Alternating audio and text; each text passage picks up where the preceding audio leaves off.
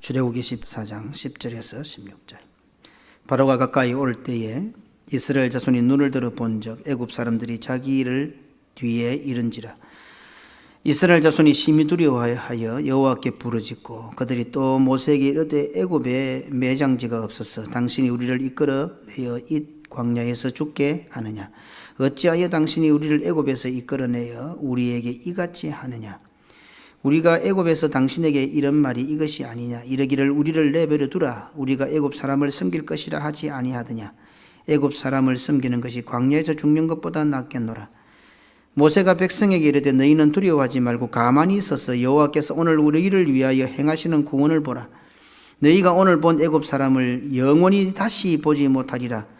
여호와께서 너희를 위하여 싸우시리니 너희는 가만히 있을지니라. 여호와께서 모세에게 이르시되 너는 어찌하여 내게 부르짖느냐. 이스라엘 자손에게 명령하여 앞으로 나아가게 하고 지팡이를 들고 손을 바다 위로 내밀어 그것이 갈라지게 하라. 이스라엘 자손이 바다 가운데서 마른 땅으로 행하리라. 아멘. 여호와께서 모세에게 이르시되 너는 어찌하여 내게 부르짖느냐. 성경을 본문을 잘 읽어보면 이스라엘 백성도 여호와께 부르짖었고 모세도 여호와께 부르짖었습니다. 그런데 그 부르짖음이 다릅니다. 우리 눈을 얼핏 보면 같아 보이지요. 우리 성도들도 마찬가지입니다. 예배를 드리는 것 같아도 다릅니다. 찬송을 하는 것 같아도 다릅니다. 말씀을 듣는 것 같아도 다릅니다. 오늘 이스라엘 백성들도 여호와께 부르짖었고 모세도 여호와께 부르짖었습니다. 그러나 차원이 다르고 아니 정반대입니다. 오늘 어찌했든 모세의 부르짖음에 대해서 오늘 살펴보는 겁니다. 얼핏 보면 하나님께서 모세를 책망하는 듯한 느낌을 주는 말씀입니다. 그런데 이 말씀 바로 앞에 모세는 사실 위대한 믿음의 선언을 합니다. 출애굽기 14장 13절로 14절에 모세가 백성에게 이르되 너희는 두려워 말고 가만히 있어서 여호와께서 오늘날 너희를 위하여 행하시는 구원을 보라.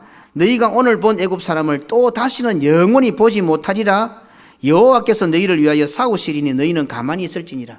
지금 홍해가 안 갈라졌습니다. 이스라엘 백성들이 홍해를 안 건넜습니다. 그런데 지금 모세는 어떤 고백을 합니까? 오늘 본 애굽 군대를 다시는 못 볼 것이다. 무슨 말입니까? 이미 모세는 그게 내다보고 있는 거지요. 위험해서 부르짖는 것이 아니라 어떻게 해요? 이미 하나님께서 어떻게 하실지에 대한 확실한 믿음이 있는 거예요. 이런 위대한 믿음의 선언을 했던 모세가 바로 그 다음 절 15절에 와서 두려워서 믿음이 흔들려서 하나님께 부르짖는다. 겁이 나서 하나님께 부르짖는다. 잘 몰라서 어떻게 할지 몰라서 아닐 거다 이 말입니다. 이스라엘 백성들은 하나님께 부르짖었습니다. 원망하며 부르짖었습니다. 불평하며 부르짖었습니다. 두려워하면서 떨면서 하나님께 부르짖었습니다. 그러나 모세는 어떻게? 지금 너희들이 보는 애굽 군대를 다시는 못 볼 것이라는 믿음과 확신을 가지고 지금 하나님께 부르짖고 있는 거예요. 어떻습니까? 부르짖음의 차이가 차원이 다른 거죠. 그러니까 이런 위대한 믿음의 선언을 했던 모세가 두려워서 겁이 나서 하나님께 부르짖었다 하는 것은, 그래서 하나님께 책망하셨다는 것은 앞뒤가 맞지 않습니다. 여호와의 심판과 구원을 확신하지만 그것을 실행에 옮기시는 하나님을 기다리는 것 역시 믿음의 범주 안에 있게 된다는 것을 오늘 모세를 통해서 알게 됩니다. 나는 분명히 확신하지만 그것을 실행에 옮기시는 것은 전적인 하나님의 권한이요, 하나님의 영역이요, 하나님의 능력이심을 믿는 것이 믿음입니다. 나는 믿는다 하고는 자기 마음대로요. 아닙니다. 믿는 것도 대단하지만 그것을 실행에 옮기시는 것도 하나님이 하시지 내가 하는 건 아니거든요.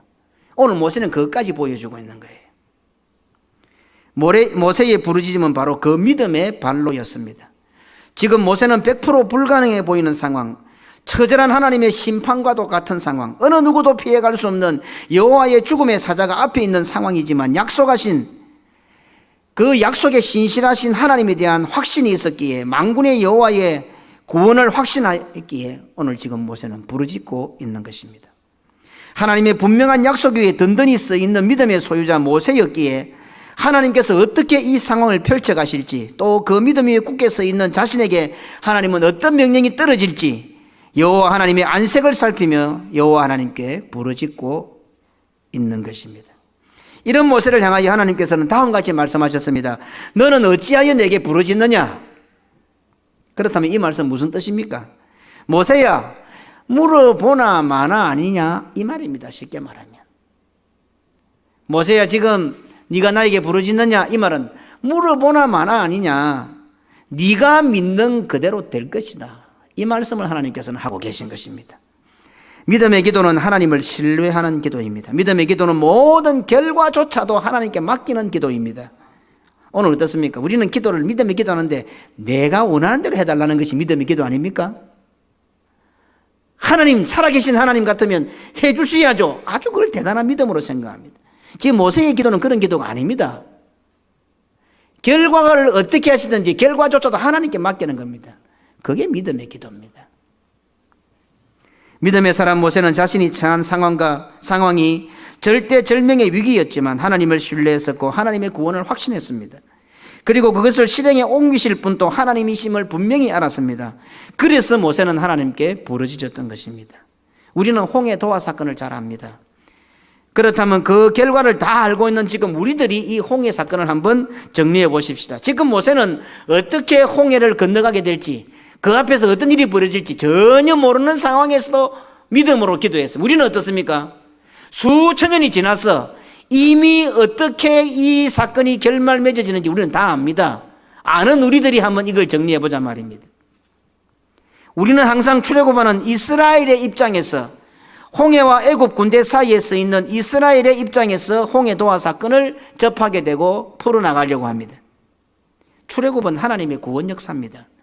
그렇다면 출애굽의 준비 과정, 10가지 재앙을 시행하시는 하나님의 입장, 홍해와 애굽 군대 사이로 이스라엘을 인도하셨던 하나님의 의도, 홍해를 가르시고 홍해를 건너게 하시는 하나님의 입장, 하나님의 의도가 무엇인지를 보자 이 말입니다. 이스라엘 자손들이 더 이상 갈 곳이 없는 홍해 앞으로 나온 것은 일종의 하나님의 각본입니다. 그러나 이스라엘이 볼 때는 어떻습니까? 이제 끝장난 순간이죠. 믹돌이란 것은 저 아시아로부터 적들이 침공해 오지 못하도록 애굽이 세워놓는 철옹의 요새입니다.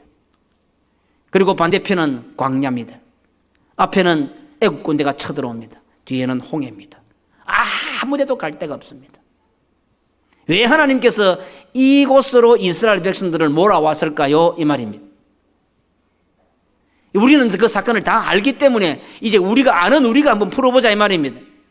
그런데 우리는 이 사건을 접하면 여전히 모르는 사람처럼 이 사건을 접합니다. 이스라엘 백성의 입장이 되어서 이 사건을 접합니다. 그러니까 여기서 주는 하나님의 의도를 잘 파악을 못하는 거죠. 다 아시는 하나님께서 왜 이렇게 몰고 왔겠어요? 우리는 그 답을 쉽게 풀 수 아니겠습니까? 애굽 군대가 이스라엘의 뒤를 쫓아온 것도 하나님의 각본입니다. 지금 드라마를 진행하시는 하나님의 구원 계획이라는 원대하고 거대한 드라마를 이끌어 가시는 하나님의 최고의 작가이신 하나님의 드라마의 한 부분입니다. 어떤 결말이 맺어질지 우리는 다 알고 있지 않습니까? 만약에 이렇게 하지 않고 출애굽했으면 드라마가 아무 재미가 없잖아요. 1%의 시청률도 안 나올 거 아닙니까? 430년 만에 약속의 땅을 향하여 애굽을 탈출한 이스라엘 백성의 입장도 물론 기적이요 대단합니다. 하지만 그들의 조상 아브라함과 이삭과 야곱과 약속하신 것을 성취하시는 하나님의 흥분된 마음은 어떠하시겠습니까? 애굽을 탈출한 이스라엘 백성들도 물론 흥분되어 있고 기적 같은 탈출을 했지만은 그 수백 년 전에 하나님께서 아브라함과 이삭과 야곱에게 언약하신 것을 이제 하나님의 약속을 하나님께서 이루어 가시는, 그러면 그것을 내려다보시는 하나님의 심정은 얼마나 흥분되어 있겠습니까? 그냥 밋밋하게 그냥 데리고 나가겠습니까? 오늘 내 사랑하는 이들의 조상과 약속했던 아브라함과 이삭과 야곱의 후손들을 통해서 살아계신 하나님과 그 아브라함과 이삭과 야곱의 신앙이 어떤 것을 만천하에 공포하고 싶은 하나님의 심정이 아니겠습니까? 기적같이 애굽을 탈출한 이스라엘 백성들도 그랬겠지만 그들을 탈출시키시고 애굽을 탈출하여 가는 이스라엘 백성들을 내려다보시는, 그리고 그 과정을 만들어 가시는 하나님의 심정은 어떠했겠습니까? 우리는 예수님을 나의 구주로 믿어 구원 얻은 성도들입니다. 그러다 보니 우리가 구원 얻은 것이 그 무엇보다도 중요합니다. 그런데 그렇게 해서 구원을 얻은 우리들을 바라보시는 하나님의 마음, 하나님의 심정에 대해서는 우리가 잘 묵상하지 않습니다. 음부의 권세, 죄의 권세, 지옥의 권세하에 있던 우리들이 예수 그리스도를 나의 구주로 믿어 구원 얻었다, 구원의 백성 되었다. 그래서 구원이 그 무엇보다 중요하다는 것까지는 그까지 아는 것도 대단하지만, 그래서 살아가는 삶에 여러 가지 어려움과 환경과 여건과 처지가 있다 하더라도 구원받은 은혜에 감격하여 그 모든 것을 이겨가는 것도 대단하지만은 우리는 거기에서 항상 멈춰버린다는 사실입니다. 내가 구원받은 것도 대단하지만은 나를 구원받게 하신 하나님의 마음은 어떨까 잘 모른단 말입니다. 내가 구원받아서 구원의 감격에 의해 살아가고 구원의 감격 때문에 기뻐하고 인생을 살아가는 그것도 중요하지만은 내가 구원받아 하나님의 은혜에 감사하며 살아가는 우리들을 바라보시는 하나님의 마음, 하나님의 심정은 어떠할까를 잘 생각 안 한다 이 말입니다. 만약에 아들이 물에 빠져 죽었다 하십시다. 그런데 심폐소생술을 하고 난리를 떨어서 컥 하고 살아났습니다. 분명히 살아난 그 아들에게 기적 같은 일이요, 좋은 일이 맞지요. 죽었다가 살아났으니까. 그렇지만 죽었다가 살아난 그 아들이 살아나는 순간에 그건 죽었던 아들을 안고 있었던 그 부모의 마음이 어떠하겠습니까? 본인은 죽었다가 살아났어요. 물론 죽었다가 살아났기 때문에 어쩌면 모를 수도 있어요. 저는 2번, 3번 그랬습니까? 실제로 병원에서도 한번 그랬고, 또 우리 김 장모님하고 목욕탕 가가지고 제가 한번 그랬죠. 예, 남태평양 목욕탕 가가지고 물에 턱 들어갔는데 사람이 안 나오더래요. 사람을 끄집어내보니까 이미 하얗게 이미 가버린 거죠. 예. 저는 몰라요. 그래가지고 막 장모님하고 막 주무리고 막 해갖고 겨우 물을 한컵 마시놓으니까네. 그러니까 살아난 거죠, 저는. 저는 사실 살아난 것도 잘 모르는 거예요. 왜? 물 먹고 죽었다가 이제 겨우 하고 살아났으니까 숨 쉬고. 그런데 우리 장로님 그때 뭐라는 얘기 정확히 기억이 안 나지만 김 장로님 다시는 내하고 모욕 안 간다 했다든가 무슨 말을 한마디 하셨어요, 그때. 예. 얼마나 놀랐으면.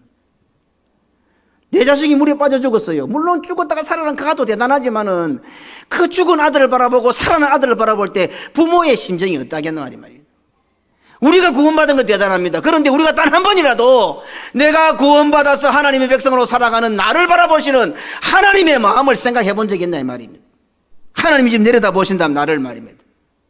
구원 얻은 당사자들인 우리들이 감격스럽고 기쁜 것이 사실입니다. 하지만 우리의 구원을 우리보다도 더 좋아하시고 더 기뻐하시는 분은 우리의 영원한 아버지이신 하나님이라는 사실을 잊어서는 안 됩니다. 내가 구원받아 구원의 백성으로 살아가는 건 나에게도 대단한 일이지만은 천하를 주고도 바꿀 수 없는 가장 귀한 일이지만은 내가 구원받아 구원의 백성으로 살아가는 이 모습을 보시고 나보다도 하나님 아버지는 더 좋아하신다는 사실을 잊어서는 안 된단 말입니다. 이스라엘이 출애굽한 것으로 끝이 아니지 않습니까? 약속의 땅에 들어가는 것이 목적입니다. 하나님의 계획과 섭리는 저 멀리 약속의 땅까지 향하여 있습니다. 하지만 지금 이스라엘 백성들의 눈에는 가로막고 있는 홍해, 잡주기로 달려오는 애국 군대 그거밖에 안 보입니다. 그런데 하나님의 눈은 어디까지 가 있습니까? 가나안 땅 점령까지 가 있는 거예요. 그래서 최종 클라이막스 가나안 땅 점령을 향해서 지금 각본을 쭉 써가시고 계시는 거예요. 이게 하나님의 시간이에요. 하나님의 구원의 시간이래요. 모세가 믿음으로 부르짖었던 것은 지금 하나님의 구원의 섭리를 바라보면서 하나님께서 보시는 그것을 지금 바라보고 있는 거예요. 똑같은 상황에 있지요. 그런데 이스라엘 백성은 지금 당장 홍해, 자기를 잡으러 오는 애국군대 그것만 보고 있는 거예요. 그러나 모세는 그것을 섭리해 가시는 가나안 땅까지 인도해 가시는 하나님의 구원 계획을 보고 있는 거예요. 바다가 갈라진 그 바다를 육지같이 건너고 그동안 자기 백성들을 괴롭혔던 애국 군대를 단 한순간에 통쾌하게 그 바다에 다 수장시켜버리고, 하나님의 방법은 우리의 방법과 다르다는 것을 알아야 합니다. 이 세상 역사상 이러한 일들을 경험한 자들이 어디에 있겠습니까? 이스라엘 백성들의 홍해 도하 사건은 홍해에서 수장된 애국 군대도 그러하지만 사실 그들을 대항하고 서 있는 가나안 족속들에게는 그야말로 표현할 수 없는 엄청난 공포요 충격이었을 것입니다. 애국 군인도 물에 죽으니까네 그것도 대단한 일이지만은 지금 이 사건을 접하는 지금 이 이스라엘 백성들이 가야 할 가나안 땅에 있는 그 사람들은 이 소식을 들으면 어떻게 될 것 같아요? 바다가 갈라졌단다. 육지같이 건넜단다. 잡으러는 애국 군대가 세계 최강의 기마군단 600성의 기마군단이 그 애굽의 홍해에 다 죽었단다. 이런 소식을 듣는 가나안에 있는 백성들은 기분이 어떨 것 같아요? 하나님의 위대한 섭리를 보십시오. 애굽에서 상상하지도 못하는 10가지 재앙이 있었다는 소식이 들리는가 싶더니 200만 300만이나 되는 큰 민족이 벌떼처럼 메뚜기처럼 바다를 육지처럼 건너서 지금 가나안 땅을 향해서 진군해 오고 있습니다. 그럼 가나안 거민들이 기분이 어떨 것 같아요? 가나안 땅에 살고 있던 거민들은 이 사실을 상상만 해도 소름이 끼치지 않겠습니까? 지금 만약에 38선 문대고 지금 김정은이 그 탱크 몰고 내려온다 소문만 들리면은 어떨 것 같아요? 파죽지처럼 내려오고 있다. 지금 서울에 1,000만 넘는 백성들 오합지졸에 도망다니고 다 난리가 났다 이러면 지금 우리 이거 어떻게 할 것 같아요? 라면 사 먹으라겠어요? 하나님께서는 이스라엘을 애국 군대와 홍해 사이에 끼워 넣으시고는 그 어느 누구도 상상할 수 없는 최고의 드라마를 준비하고 계셨던 것입니다. 모세는 이런 하나님을 믿었습니다. 이스라엘 자손들은 모세와 같은 믿음 위에 서 있었더라면 분명히 홍해 앞에서의 위기를 축복으로 누렸을 것입니다. 그래서 위기가 기회가 된다는 것은 믿음의 사람에게만 되는 겁니다. 세상 사람들도 흉내를 냅니다. 그래서 그 위기를 기회로 만들어 갑니다. 분명히 알아야 됩니다. 위기가 기회가 된다는 것은 믿음의 사람들에게 주어지는 축복입니다. 똑같은 위기잖아요. 그러나 믿음의 사람 모세에게는 기회가 되었던 것입니다. 믿음과 불신앙은 똑같은 상황과 형편에서 정반대의 모습을 드러냅니다. 모세는 하나님께 부르짖었고 이스라엘 백성들은 하나님께 원망하고 불평했습니다. 오늘날 우리들은 홍해를 육지까지 건넌 사건을 생각할 때마다 거의 모두 모세가 지팡이를 들고 손을 바다 위로 내밀어 바다를 가른 기적만 생각합니다. 그런 상황만 기억합니다. 그리고는 오늘날 우리들 역시 우리 앞을 가로막는 홍해를 바라보면서 우리 뒤를 추격하는 애국 군대를 바라보면서 그와 같은 기적이 일어나 주기를 기대하고 열심히 기도합니다. 천년만년을 기다려도 그런 기적 안 일어납니다. 홍해를 보는 이상, 애국 군대를 보는 이상 절대로 그런 신앙의 체험은 할 수가 없습니다. 홍해를 보고 애국 군대를 보고 자신의 형편과 처지와 입장을 보면 홍해가 갈라지기는커녕 하나님을 향하여 원망불평하고 하나님을 대적할 가능성이 많습니다. 하나님을 보아야 합니다. 하나님의 말씀, 하나님의 약속을 바라보아야 합니다. 그리고는 그 믿음 위에 굳게 서야 합니다.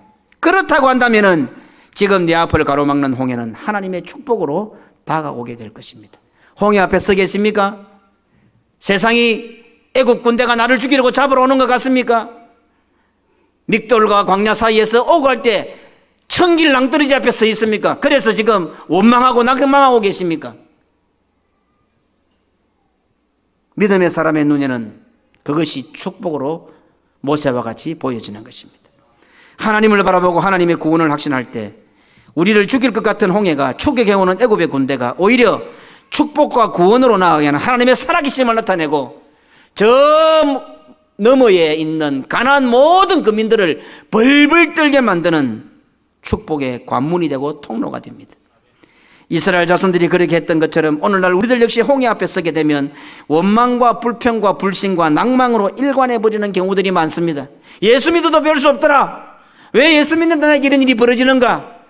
그냥 생각도 안 해보고 원망하고 불평하고 낙심해버립니다. 한번 잘 생각해 보십시오. 상황과 형편이 100% 불가능해서 낭망했습니까? 상황과 형편이 100% 불가능해서 원망하고 불평했습니까? 과연 100% 불가능한 상황이 원망과 불평과 절망의 이유가 될 것 같습니까? 영적이고 신앙적인 측면에서 볼 때에 오히려 1%의 가능성이라도 있으면 우리는 우리의 불신적인 습관을 버리지 못하고 자기 중심적인 사고를 버리지 못하고 그 1%에 질질 끌려다닙니다.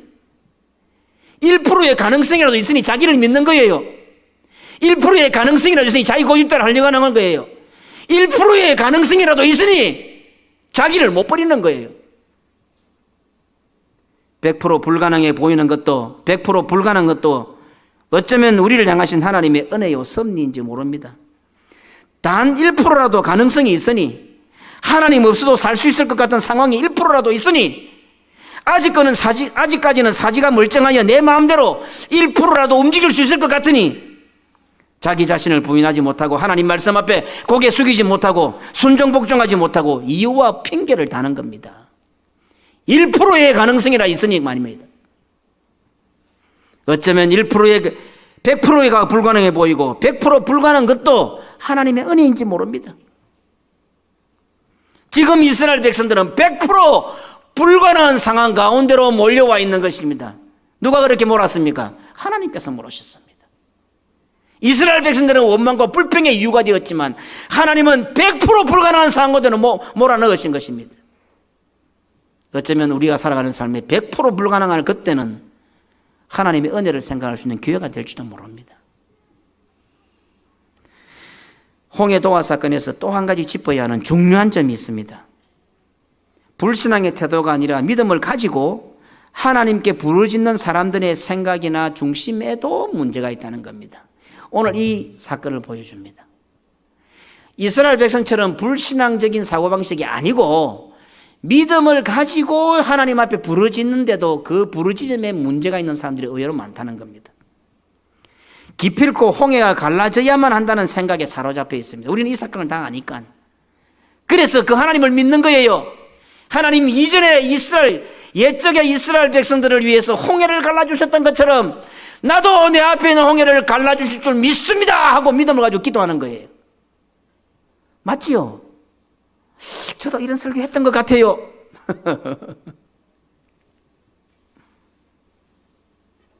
홍해가 갈라지지 않으면 믿음이 없는 것으로 생각하는 것이 믿음이라고 여기는 거예요. 반드시 갈라질 것인데 믿음이 없어서 안 갈라진다고 생각하는 것이에요. 그래서 그걸 믿음이라고 생각하는 거예요. 간단하게 답을 한번 내려보십시다. 홍해를 갈라지게 하실 수 있는 하나님이시라면 홍해 위를 걸어가게 하실 수도 있는 하나님 아니십니까? 꼭 홍해가 갈라져야 됩니까? 오늘 이걸 보여준다는 거죠. 우리는 꼭 홍해가 갈라져야만 믿음 있는 것으로 생각합니다. 그러면 홍해를 갈라지게 하는 것은 하나님의 영역이지 내 영역이 아니거든요. 홍해를 갈라지게 하신 하나님 같다면 홍해 위를 걷게도 하실 수 있지 않습니까? 하나님은 바다를 가르시기도 하고 바다 위를 걷게도 하실 수 있다면 우리를 바람으로 날려서도 건너게 하실 수 있지 않습니까? 그런데 우리는 어떻게 기도합니까? 믿음 있다고 하면서 반드시 홍해가 갈라져야 된다고 기도하는 거예요. 하나님 앞에. 이것이 문제라는 겁니다. 바다를 가르든 바다 위를 걷든 바람으로 날리든 그것은 하나님의 영역입니다. 그런데 우리는 믿음 좋다는 것을 마치 하나님의 영역을 우리 마음대로 좌지우지할 수 있는 것으로 착각하는 경우가 너무 많습니다. 하나님은 우리를 홍해에 빠뜨려 죽일 수도 있습니다. 하나님은 아브라함 보고 이삭 죽이려 했잖아요. 죽이실 수도 있습니다. 근본적인 의미를 볼 때는요, 죽었다가 살아나는 거예요. 홍해를 건너니까 이스라엘 백성이 안 죽은 것 같습니까? 이스라엘 백성이 홍해를 건넜다는 것은 죽었다가 살아났다는 것을 의미하는 거예요.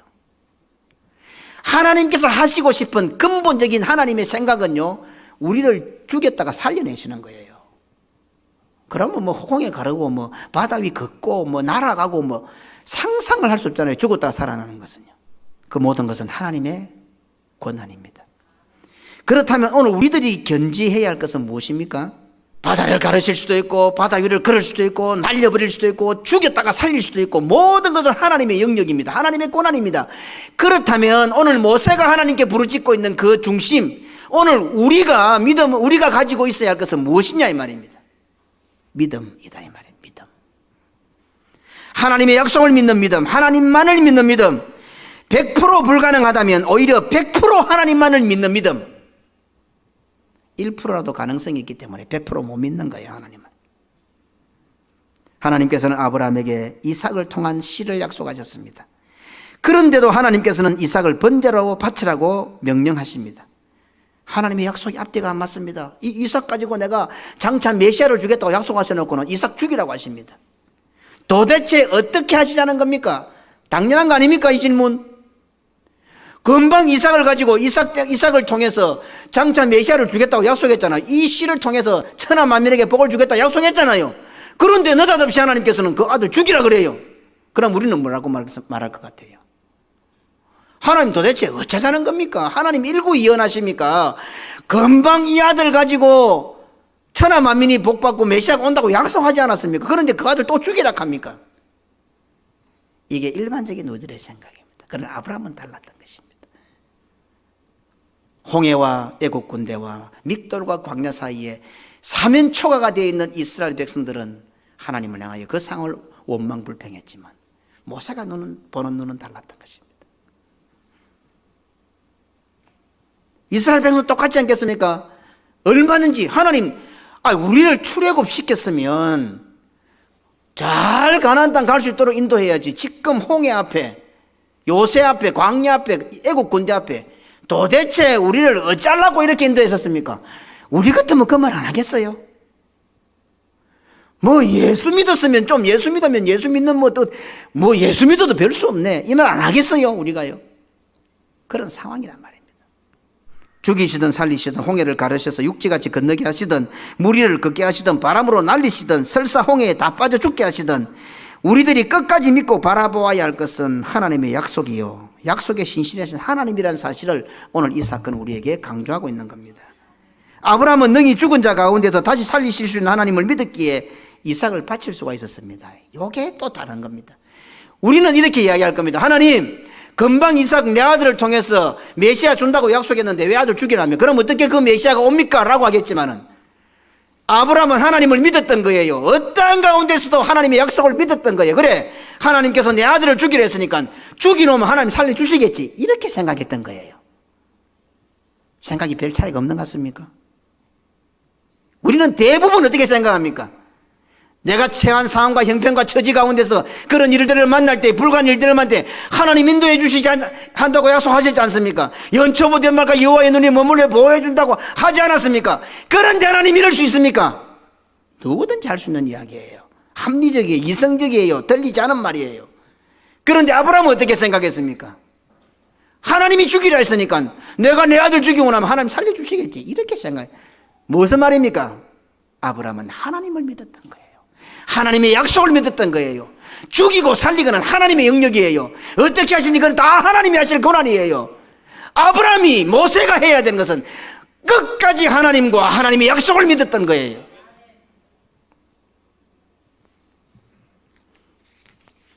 히브리서 11장 17절로 19절에 아브라함은 시험을 받을 때에 믿음으로 이삭을 드렸으니 그는 약속을 받은 자로 돼 그 외아들 하나밖에 없는 아들입니다. 약속이, 하나님 약속이 이 아들 죽으면 약속이 끝난다, 이 말입니다. 그에게 이미 말씀하시길, 하나님 이미 말씀했거든요. 네 자손이라 칭할 자는 이삭으로 말미암아 올 거라고 약속했잖아요. 하나님 약속했단 말입니다. 그가 능히 이삭을 죽은 자 가운데서 살리실 줄로 생각한지라. 비유컨대 그를 죽은 자 가운데서 도로 받은 것이니라. 이삭을 통해서 메시아 주겠다고 약속했는데 죽이라고 하는 겁니다. 그럼 우리는 어떻게 해요? 하나님의 일구이연 아닙니까? 모두가 다 그렇게 말하지만은 아브라함은 뭐였어요? 하나님을 믿었으니까, 하나님 약속을 믿었으니까 이삭 죽으면 또 살려주시겠네, 이렇게 생각했던 거예요. 엄청난 차이입니다, 이게요. 오늘 어떤 상황이 있습니까? 내 앞에는 홍해가 없습니까? 예수 잘 믿는데 별 수 없는 상황이 없습니까? 무엇을 봐야 됩니까? 하나님을 보라는 겁니다. 하나님의 약속을 보라는 겁니다. 왜 그게 안 됩니까? 아직도 여러분들에게는 1%의 가능성이 있었기 때문에 원망불평하는 거예요. 홍해를 육지같이 건넌 기적 같은 사건의 배후에는 아브라함의 믿음과 같은 모세의 믿음이 있었음을 알아야 합니다. 온 백성은 원망불평했지만, 타당한 이유를 대했지만은 모세는 하나님과 하나님의 약속을 바라보는 믿음이 있었습니다. 그 모세의 믿음, 그 모세의 부르짖음 때문에 홍해는 갈라졌던 것입니다. 오늘 우리 성도들이 받은 구원은 홍해를 육지같이 걷는 기적보다 훨씬 더 큰 기적입니다. 이것도 잊어서는 안 됩니다. 그냥 우리가 예수 믿고 구원받았다니까 공짜로 받아놓으니까 값어쳐서 보입니까? 지금 여러분들이 이 예배 자리에 앉아있는 게 최고의 기적이에요. 주일 지키니까 힘듭니까? 나 같은 사람이 이 자리에 앉아있는 게요, 이 같은 남편 만나고 이 같은 아내 만나고 친구 만나서 어쨌든 내 코가 끼어서 이 자리에 앉아 있는 것 자체가요, 내 인생의 최고의 기적인 줄 아십시오. 홍해가 갈라져서 이스라엘 백성이 걷는 것보다도 내가 예배의 자리에 앉아있고 내가 예수 그리스도를 나의 구주로 믿어 구원을 얻었다는 자체가 그 어떤 것보다 큰 기적이요 축복입니다. 출애굽한 이스라엘 백성들이 홍해를 건너는 것은 불가능하다는 표현이 맞습니다. 하지만 우리가 구원을 얻은 것은 100% 불가능하다는 표현이 틀렸습니다. 이스라엘 백성들이 홍해를 걷는 상황은 100% 불가능합니다. 그런데 우리가 구원을 받은 것은 100% 불가능하다 표현이 틀렸다 이 말입니다. 우리가 받은 구원은 불가능이 아니라 우리들에게는 구원이란 단어 자체가 없었습니다. 불가능은 가능으로 나아가잖아요. 우리는 불가능이란 자체가 안 되는 거예요. 왜? 우리는 구원 자체란 단어가 없었어요. 가능성이 있어 보이는 거 아니란 말입니다. 우리가 구원받은 것은. 그런 우리들에게 구원이 성취가 되었습니다. 우리들의 구원의 배후에는 위대한 믿음의 지도자 모세보다도 훨씬 더 위대한 예수 그리스도가 계셨기 때문입니다. 위대한 지도자 믿음의 사람 모세 때문에 홍해를 건넜던 것처럼 홍해보다 더 불가능한 구원의 문제지만 모세보다 더 위대한 지도자 예수 그리스도가 계셨고 예수 그리스도의 믿음이 있었기 때문에 오늘 우리들은 구원의 백성이 된 것입니다. 바로 그 예수 그리스도께서 지금도 나를 위하여, 지금도 우리를 위하여 하나님 아버지께 모세처럼 부르짖고 계시기 때문입니다. 로마서 8장 33절에 누가 정죄하리요? 죽으실 뿐 아니라 다시 살아나신 이는 예수 그리스도시니 그는 하나님 우편에 계신 자요 우리를 위하여 간구하시는 자시니라. 히브리서 7장 25절에 그러므로 자기를 힘입어 하나님께 나아가는 자들을 온전히 구원하실 수 있으니 이는 그가 항상 살아계셔서 그들을 위하여, 우리를 위하여, 나를 위하여 지금도 간구하고 계신다. 이렇게 더 나아가서 성령님께서도 지금 우리를 위하여, 나를 위하여 부르짖고 계시기 때문입니다. 로마서 8장 26절 27절에 이와 같이 성령도 우리의 연약함을 도우시나니 우리는 마땅히 기도할 바를 알지 못하나 오직 성령이 말할 수 없는 탄식으로 우리를 위하여, 나를 위하여 친히 간구하시느니라. 마음을 살피시는 이가 성령의 생각을 아시나니 이는 성령이 하나님의 뜻대로 성도를 위하여, 우리를 위하여, 바로 여러분들을 위하여, 당신을 위하여 지금도 간구하고 부르짖고 계시기 때문이다 이 말입니다. 하나님의 말씀이 떨어지자 창조의 역사는 시작되었습니다. 빛이 있으라. 하나님의 말씀은 모든 것이 창조입니다. 오늘 이 강당에서 하나님의 말씀이 나갑니다. 지금 창조 역사가 일어나고 있습니다. 그런데 사탄의 미혹에 귀를 기울여 선악과를 따먹은 이후로 인간은 하나님의 말씀을 듣는 청각을 상실해버렸습니다. 하나님의 말씀이 들려야 창조 역사가 일어나는데, 하나님의 말씀이 지금 들려야 나에게서 부활의 역사가 일어나게 되는데 하나님 말씀이 안 들리는 거예요. 오늘 막 시끄러운 소리만 안 들립니까 혹시? 듣기 싫은 소리, 막 꽹가리 소리 같은 소리만 안 들립니까? 그런 소리가 어떻게 창조 역사를 이루겠습니까? 어떻게 부활의 역사를 이루겠습니까? 오늘 이 강당에서 하나님의 음성이 들리고 하나님의 말씀이 들려올 때, 내 귀에 들릴 때 그것은 뭡니까? 하나님의 말씀은 창조입니다. 그래 오늘 말씀을 통해서 죽어가는 우리의 세포를 살리시고 죽어가는 내 영혼을 살리시고 하나님이 나를 새로운 인간으로 새롭게 창조하시는 시간이란 말입니다. 그런데 사탄의 선악과를 따먹고 사탄에게 미혹받은 우리의 귀는 청각을 상실해버렸어요. 아무리 고함을 질러도 못 알아듣는 거예요. 안 들리니까. 우리가 못 알아듣는다고 해서 하나님이 포기하실 것 같습니까? 이것이 놀라운 하나님의 은혜입니다. 예? 그래서 귀가 막혀서 청각을 상실해서 듣지 못하는 우리들을 위해서 우리 예수님은 우리 눈에 보이게 찾아오셨습니다. 안 들리는데 눈에는 보이는 거라. 어떤 말이 있습니까? 100번 들어도 어떻게? 한 번 보는 것만 못하다. 백문이 불여일견이다. 예수님으로부터 나온 말 같아요. 우리는 못 알아들어요. 이제는 딱 기가 막혀서 청각이 상실되었어요. 우리 눈에 보이게 예수님께서 찾아오셨어요. 이 땅에. 하나님이신 예수님께서. 그리고 오늘 우리들에게 그의 몸이신 교회를 보여주고 오늘 우리에게 성찬을 보여주고 계신 거예요. 오늘 우리들을 천국의 잔치자리인 예배의 자리에 앉혀주셔서 하늘나라를 보고 하나님의 말씀을 보게 하신 거예요. 옛날에 예배 본다 많이 그랬죠. 장로님, 김장로님 예배 본다 그런 말이죠. 우리는 그걸 불경건하게 생각했는데 보는 건 맞는 것 같아요. 설교 준비해 보니까 예배 본다. 아, 선배들이 의미가 있네. 이게 예배 본다. 신학적으로는 무슨 말이 맞습니까? 자, 대답해 보세요. 신학적으로는 예배 드린다는 우리식이고 한다. 네, 한다. 신학적으로 볼 때 예배 한다가 맞죠. 그런데 옛날 어른들이 예배 본다 했어요. 아, 맞는 것 같아요. 보는 거예요. 아, 이렇게 생각하니까 이 설교 준비할 때 아, 우리 선배들이 신앙이 대단하구나. 우리가 그걸 너무 함부로 생각해요. 선배들이 무시하다고 생각한 거예요. 불경건하게 감히 예배를 보다니 예배는 드리는 거지. 저도 그래 했거든요. 아, 이게 참 우리가 남들을 무시하는 게 너무 많이 깔려 있어요. 저도 그랬던 거예요. 어디 함부로 예배를 본다 카노? 예배를 드려야지.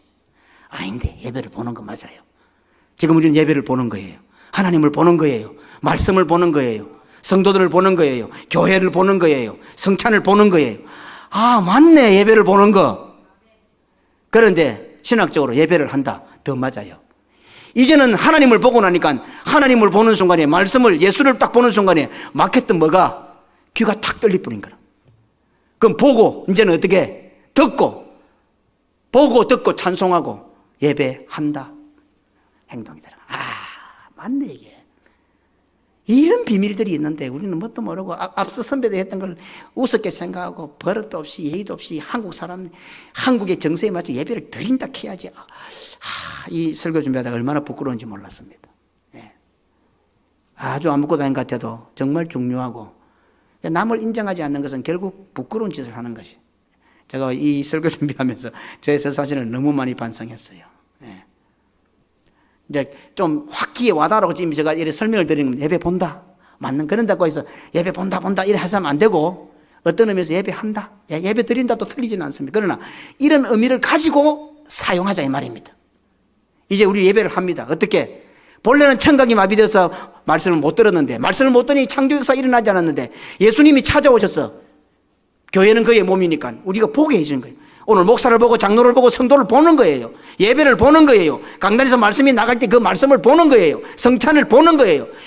보니까 상실되었던 병들었던 마비되었던 죽었던 것이 하나님을 보는 순간에 탁 청각이 회복되는 거예요. 이제는 보고 들리는 거예요. 보고 들리니까 뭘 해야지 깨닫게 되는 거예요. 찬송하는 거예요. 이제는 예배를 드리게 된 거예요. 하나님 앞에 예배한다. 아, 그렇구나. 지금 나는 무엇을 보고 있습니까? 지금 내 눈에는 무엇이 보입니까? 나를 죽이려고 달려드는 애국 군대와 같은 세상만 보이진 않습니까? 나의 갈 길을 가로막고 있는 홍해와 같은 불신앙 요소들만 보이지 않습니까? 그래 교회 와도 늘 그것만 보이니까 애국 군대가 달려오니까 막 겁나는 이야기만 하고 홍해 가로막고 있는 늘 불신앙 이야기만 사사건건이 안 좋은 이야기만 돼. 허장로님처럼 목사님 한 2달, 3달 좀 푹 가서 기도하시고 또 말씀 묵상하시고 기도와 말씀에 전무하시고 그렇게 연구기간을 보내라는 사람이 그렇게 말하는 사람이 있는가 하면 일단 우리 목사 또 놀러 가는가 봐. 사사건건이 그렇게 보이는 거예요. 왜? 눈에 그거밖에 안 보이니까. 또 뭐 헌금해라 하네.